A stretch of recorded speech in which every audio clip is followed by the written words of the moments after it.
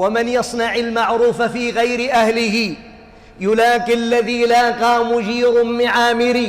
تسمعون بأم عامر ولا لا؟ العرب تكني الحمار أكرمكم الله أبا زياد، كنية الحمار يقولوا لا أبا زياد. قال الشاعر: زياد لست أدري من أبوه ولكن الحمار أبو زياد. ويكنون الجمل أبا أيوب، هكذا العرب يسمون الجمل أبا أيوب لما به من الصبر. ويكنون أنثى الضبع بأم عامر، يقولون أم عامر. هذه قصتها: خرج 3 من العرب في صحراء فبرزت أمامهم ضبعة أم عامر فلحقوها يصطادونها، فراحت تجري وهم يطاردونها حتى إذا آواها الهرم إلى خباء رجل. دخلت خباء رجل يعني خيمة رجل. فخرج هذا الرجل العربي قال: ما تريدون؟ قالوا: نصطادها. قال: وقد استجارت بخيمتي؟ تصطادونها وقد استجارت بخيمتي؟ لا والذي لا إله إلا هو لا تصلون إليها ما دامت يدي ماسكة مقبض سيفي. ما دام أن يدي تستطيع أن تمسك مقبض سيفي لا يمكن أن تصطادونها.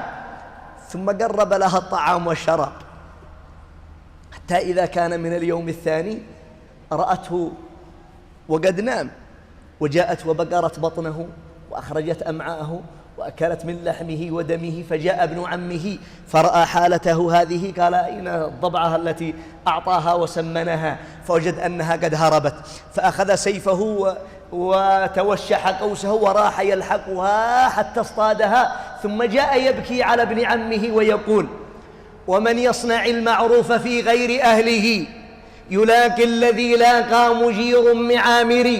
الذي يعمل معروف في غير أهله نكرة للجميل. دام لها لما استجارت ببيته طعاما وألبانا لقاح الدرائر، وسمناها حتى إذا ما تكاملت فرته بأنياب لها وأظافر.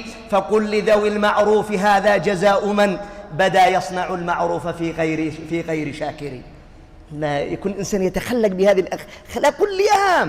الله عز وجل كم بسط لنا من النعم، فلا يجوز في حق الإنسان أن يتخلق بأخلاق هذه ناكرة المعروف وناكرة الجميل. يكفي أن الله يقول لنا: والله غفور رحيم. ماذا يصنع بعد هذا التلطف وهذا التحبب وهذا النعم من عبده؟ ثم العبد بعد ذلك يميل عن ربه يمنة ويسرى ويرجو أنه يبلغ الجنان. يا ناظرا يرنو بعيني راكدي وشاهدا للأمر غير شاهدي، تصل الذنوب إلى الذنوب وترتجي درك الجنان بها وفوز الخالدي. أنسيت أن الله أخرج آدما منها إلى الدنيا بذنب واحد؟